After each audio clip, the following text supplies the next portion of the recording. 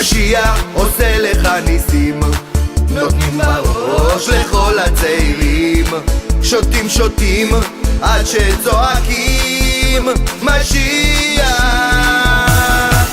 לברכה, פרנסה טובה, שידוך הגון, הצלחה רבה, ילדים, רפואה שלמה, משיח, משיח, עושה לך ניסים.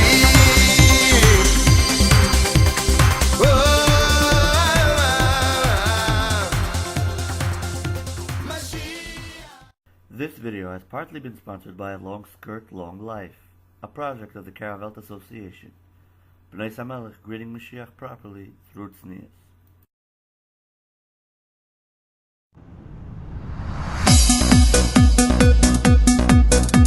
Today we're going to go to the second parak of Tanya.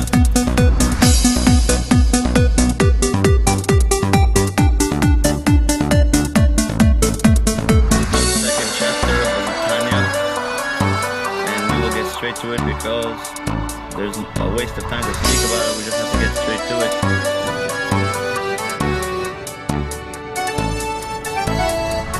understand the concept of why we're here in this world. What does God want from us? And how we can make this world a better place. And how we can bring Moshiach into the world and into our life. Perek Beis, V'nefesh Hashenis B'Yisrael, the second soul in the Jewish body, He Chelek Elokam Imal Mamish, is a part of God. It's Mamish. It's actually a part of God. The second soul of the Jew is actually a part of God. Now we know, we said last time, everything's a part of God. We know that, but there's a way how God hides Himself stronger, in a stronger way.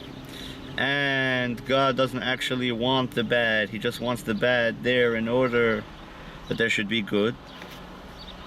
He wants the overpowering of the good over the bad. Therefore He has the bad. Just like when you have a fight, you have two people. Why do you have two people?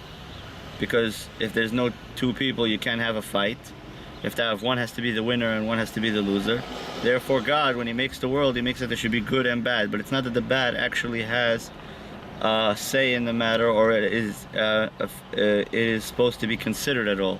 Meaning, as far as the good is concerned, it's only like a punching bag. You punch the bag in order for your arms to get stronger, but the punching bag is not actually something of value for within itself. So we have the two souls in the Jewish body. One of them is the evil inclination, the animal inclination, and the second one is the godly inclination, the spiritual inclination. The second soul in the Jewish body is a part of God itself in a purer form than, of course, the animal soul. The animal soul is also God, but it's not in the pure form, meaning it still has its God doesn't shine on it so strongly, so to speak, so it gives it room for it to become its own animalistic character. And the animalistic character is expressed because the light is so far from it, it doesn't see its source of where it's coming from. Therefore, it becomes its own mitzias, so to speak, its own being, or so seems at least. It only seems that way because really everything is sourced in God. Okay, so the second soul is mamish, a part of God. It is a part of God in a revealed way. Like it says, Vayipach ba'apav nishmas chaim. Like it says in the Torah, and I have breathed into him the breath of life. Va'ata nafachta bi, and you have breathed into me. And like the Zayar explains, Man da nafach mitoichi nafach, pirish mitoichiyusay mipnimiyusay, shetoichiyus upnimiyus achayis sheba'adam, moitzi b'nifichasay b'koyach. When someone breathes, he is giving his inner essence out. That's why when someone breathes, he is expressing his innermost self. So too God, when it says He breathed into him the breath of life, it means that God breathed into Adam, into the person, life. And when Hashem breathes in, of course, God doesn't have a physical form. God is above a physical form. God is not limited to the limitations of man. Man is limited to understanding the limited world that God gave us. But we can always borrow a parallel. Just like the sun shines rays over the world, so too God shines rays over the world. Just like the darkness is concealment, so too evil is concealment. Just like light dispels darkness, so too good deeds dispel the darkness. Just like the lies and the truth that we have here in the world, so too the lies and the truth in the spiritual matters, that we have to always know the truth. And if the truth is not expressed properly, so then there's room for lies. So too, as long as the truth is being said, there won't be room for lies. So the parallel we can understand, but really a real understanding of what God is, we have no concept of it. It's like a Lego Menschy. You build a Lego, a scientist builds a robot. It's called a dog, and you can buy it for $30 in Toys R Us. And this dog, you put in the batteries and you press on, and it barks, and then it wants you to feed him, and then you have food that you feed him, but really it's all electronics and plastic and metals, but you're feeding him, and it looks like a dog and it feels like a dog, and it needs to go to the bathroom sometimes, and everything. But if someone's gonna ask you, this is a play dog that man made, does this dog have any concept? The real binary or whatever, the machinery behind the dog, does it have any concept of what's going on, of the relation that the person has with it, and how the person or the child that's playing with the dog thinks that it's hungry now and thinks that it's thirsty now? Does the actual machinery have any concept of understanding who the person is in a way that it can relate to him? No, it has no concept. It's just a piece of machinery put together. So too, we are, so to speak, machinery put together by Hashem, and that way we should understand Hashem is a miracle within itself. That we should have any connection to Hashem is a miracle within itself. And this, that God gives us the gift that we can pray to Hashem and relate to God and have any concept of God, is already something to say thank you for. Like we said, you could compare a doll or something that someone made, that thing should have a relation with the thing that the creator is. Nothing. You can't even. Same too, and this itself is a parallel, and this is also, it means, it says, from my flesh I will grasp my creator. What does this mean? That from all the things that God made in the world, we can have an example, or we can have an idea in our little physical form what the godliness is. Not that the godliness is physical. No, godliness is not physical at all. Godliness is not physical whatsoever. God is above and beyond physicality. He doesn't need time, he doesn't need space, and he doesn't need being. He is like a graphic designer in front of a blank screen. So too God, he has a blank screen. He can decide what he wants to design, like an artist in front of a canvas. So too God, he can design whatever he wants. He can destroy it. It doesn't bother him. It doesn't move to him. It doesn't, just like a little ant crawling on the floor, doesn't make a difference to us whatsoever. A million times more than that, this whole world doesn't make a difference to Hashem. Meaning he's doing it out of his own kindness and out of his own will, but it doesn't change anything by him. If his entity is higher than the changes of humanity. And again, he doesn't have a physical form. Okay. So again, like we said, that God breathed into Adam, and it goes for every single person, the breath of life. Every time a baby is born, the first miracle happens, that the baby's soul comes into its body. The connection between the body and the soul happens. Like we know, if you have a person that, God forbid, was choked to death, and you have a live person, you lay them down together, this one has a heart, this one has a mind, this one doesn't have a soul, and this one has a soul. If the soul is not in the body, then the body doesn't exist. It's like you have a puppet show. You have the man put his hand in the puppet and it moves, but the puppet is really not alive, and the puppet really doesn't have energy. The puppet is just the hand which is inside, which is directing and deciding the mind and the idea of the puppet. So too, a body without a soul is like a rock. It's like nothing. And at the end of the day, the soul doesn't really need a body. And until, like we know, that a soul, if it doesn't work one time when it comes down to the world and it didn't do its mission, it didn't do kindness, or it owes someone money, has to come down again to this world to repay the loan or to fix what he was supposed to do, and he can come down in a different body. And it's not a contradiction, because the soul doesn't need to be tied down to a specific body. Okay, weiter in the Rebbe's Torah, let's continue. So just like when a person breathes, it is his entire muhus, his entire being. A person can eat, a person can sleep, but he cannot stop breathing. His breath is his life. So too, when Hashem breathed into us the breath of life, we actually have the second soul in the Jew, which is actually a part of Hashem.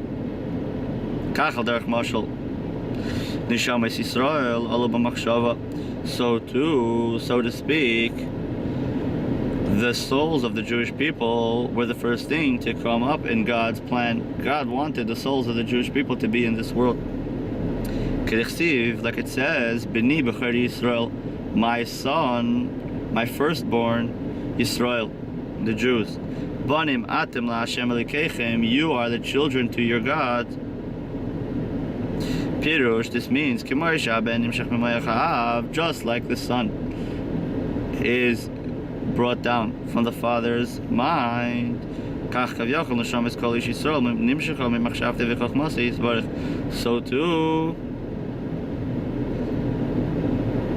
So too, so to speak, every single Jew is brought down from the mind of Hashem, from the mind of God. He is smart without wisdom. Him and his knowledge is one. Unlike us, that when we learn, so then we become one with what we learned, and then and we can also change what we learned. We can learn something new. But Hashem, he doesn't need his wisdom and his being are one. Of course, there can be someone that can be part of like a Jew that strives in Judaism, so he grows higher and higher and higher in his Judaism. But the fact that he needs to go higher and higher and higher shows that to begin with, he wasn't higher and higher and higher, only in a concealed way. But Hashem, his wisdom and him are one. He doesn't, just like a person will do things according to what he understands, but then so he can also change his mind because something else came up. But Hashem, he's not someone that, he's not something, or he's not such a being that changes according to the weather. Everything is his creation, therefore he's not affected or nispal. He's not, doesn't, wow, oh, that happened. He created everything. It's like you can't be amazed from something that you created. You can be amazed by how successful it was, but you're not, if you created every single detail in something, so then you're not, what you created doesn't make a difference to you. Same thing, Hashem with his wisdom is one. What does it mean? Because the wisdom of Hashem is part of him. Not unlike us, that us, our wisdom and us are two different things, and we have to strive to learn, which is the way it's supposed to be. But by Hashem, his wisdom is in him. His wisdom is one with him. Just like the Rambam says, he is the knowledge and he is the one who knows. And a person cannot fully grasp this concept. You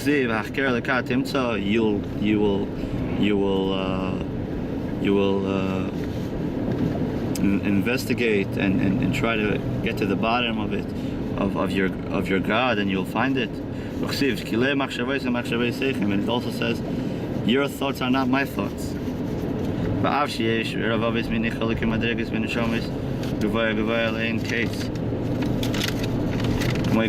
So just like you have in souls, you have in the souls of the people in the world, you have many different levels. You have neshamas, the souls of the world, that are very, very, very high, very, very, very spiritual. Like we know that some souls, when they come down to this world, they become very nispal. They get very, on the way down, they become very amazed by what they're seeing, and later it rubs off. The holiness, so to speak, becomes concealed more.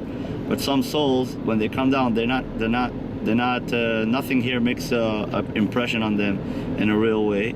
So therefore their soul stays in its pure form, more or less, and then it can serve God much, much better and quicker and faster and effectively when it comes down, because it never got, the world never made an impression on it. So we have souls that are very, very high, and we have souls that are very, very low.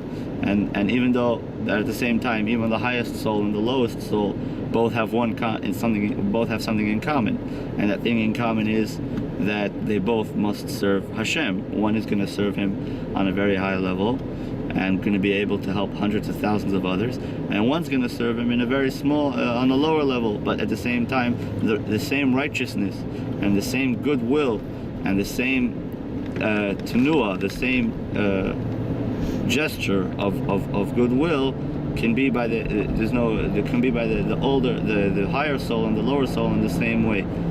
There's no someone can't say, oh, God didn't give me so much talent, so therefore I'm not gonna serve Hashem. God forbid. Every person, it says, from the water carriers and the woodcutters to the judges and the advisors, meaning all the way from the water carriers and till the judges, each one has the same idea that he can serve Hashem. Like we said in the earlier video, that even like a regular person, he has always the will to serve Hashem. He has always the opportunity to direct his will to serve Hashem.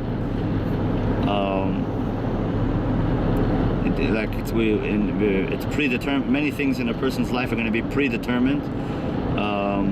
Who he's going to get married to, how long he's going to live, is he going to be right, is he going to be wealthy or not. All these things can be predetermined. Of course, a person's good deeds could change any predetermination. If Hashem sees that a person is going out of his way to serve Him, so Hashem also goes out of His way and rips up any decrees against the person. A person has to have merits. Just like you have a checkbook, you have to have some money in the bank. If you go around with a checkbook without money in the bank, it's not worth anything. So to a person, if he has merits, so then Hashem right away puts two and two together and gives him the due payment, so to speak. But again, so we were saying that you can have all these predetermined things. You can have a soul that they already decided what he's going to be, how rich he's going to be, how poor he's going to be. But is he going to be righteous? Is he going to be a good person or not? That's always going to be up to the person, whether he's the highest soul or the lowest soul. And continue. Just like the greatness and the high level of the souls of our fathers, Moshe Rabbeinu and Moshe Rabbeinu and Moshe, Moses. So we see that they had a very, very lofty, high soul till the situation that they served God in the purest, most beautiful form, with no questions asked. And it's not an argument, and we're not asking anybody. It's a fact in Torah that the best servants of Hashem were the Abraham, Isaac, and Jacob, and Moses. And even if, so to speak, we see in a story of the Torah that it looks like the Avos, our forefathers, or Moshe Rabbeinu sinned against Hashem, you should know that it is not as simple as it sounds. Not that it's not as simple as it sounds.